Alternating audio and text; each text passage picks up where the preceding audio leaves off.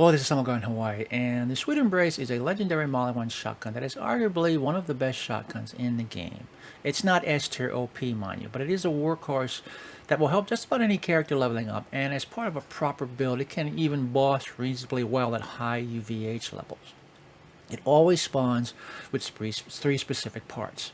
Its legendary part, a special barrel with its own baseline damage, accuracy, reload, and rate of fire that also allows it to fire 4 rounds per shot in a box pattern, and those rounds do splash damage.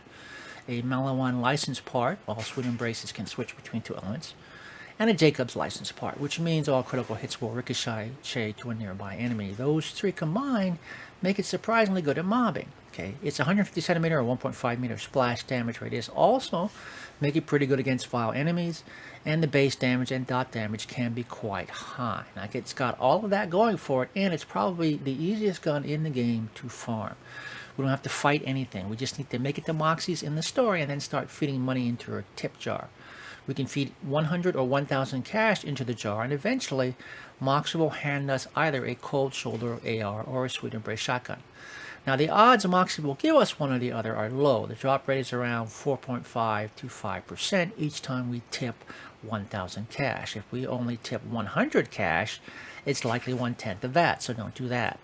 But tipping 1,000 cash takes 1 second, which is a whole lot faster than farming even the easiest boss and then resetting the encore machine. Okay.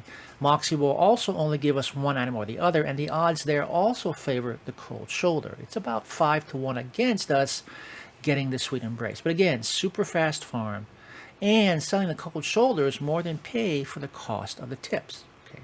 There are some possible downsides, things to keep in mind. The 4 projectile box pattern takes getting used to, especially at longer ranges. We're moving, the enemy's moving, they're not exactly close. If we, in that situation, center the reticle on the target, that means we will probably miss. Okay. Projectile speed, which is okay, kind of slow for being honest, also factors into that. Okay. It's 2 ammo per shot, which can be important in some situations. Setting aside COV and Ripper mag variants, normal mag size is limited to either 6 or 8 rounds. The large splash damage radius also means we really don't want to be firing off at point blank range. It will down us. Along with that, the blades on the weapon are effective. They will actually almost double our base melee damage, albeit at a somewhat slower speed. But if we are close enough to melee something, that usually means we are also close enough to down ourselves with splash damage. Okay. Now, because the Sweet Embrace always spawns with the 3 aforementioned parts, it can only spawn with a handful of optional licensed parts for that 4th slot. The Ripper mag, the COV mag, or the Hyperion grip. Okay.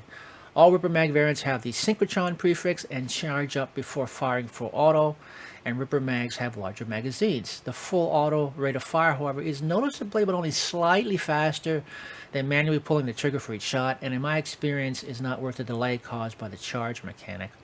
All COV mag variants have the cyclotron prefix and can fire continuously without reloading, but will overheat if fired continuously without pause. Now, I've been using one of these in my Harlow crit build because it has the highest single shot damage with incendiary that I've found so far, and I haven't really noticed a problem with the barrel overheating and pausing fire to repair and reload, although that may have a lot to do with my build having a lot of boost to reload speed. Okay. On the other hand, if you're using this in a dot build with the Maliwan primed potency enhancement, which guarantees a dot proc from the first shot after reloading, this is out of the question because a COV mag can't be manually reloaded, so it's very situational. The last part, the Hyperion grip, provides increased accuracy with continuous fire. It doesn't really help all that much, but it doesn't hurt either, so we can safely ignore it. Here's a summary of the range of possible stats. These are the observed minimums and maximums for each stat. They are mutually exclusive and part dependent. You will not find any individual gun with the best figure for every single one of these stats. Okay? Elemental damage over time is also scaled, so these are the maxed observed dots for each separate element. They are proportional to each other and will always follow these proportions. Shock is always the largest, followed by fire, then corrosion, and finally radiation. Lastly, all damage numbers are for level 50 gear and will need to be recalculated if or when Gearbox raises the level cap. Okay, if you like this kind of content, you know the drill. Like, comment, subscribe, stay safe, and thanks for watching.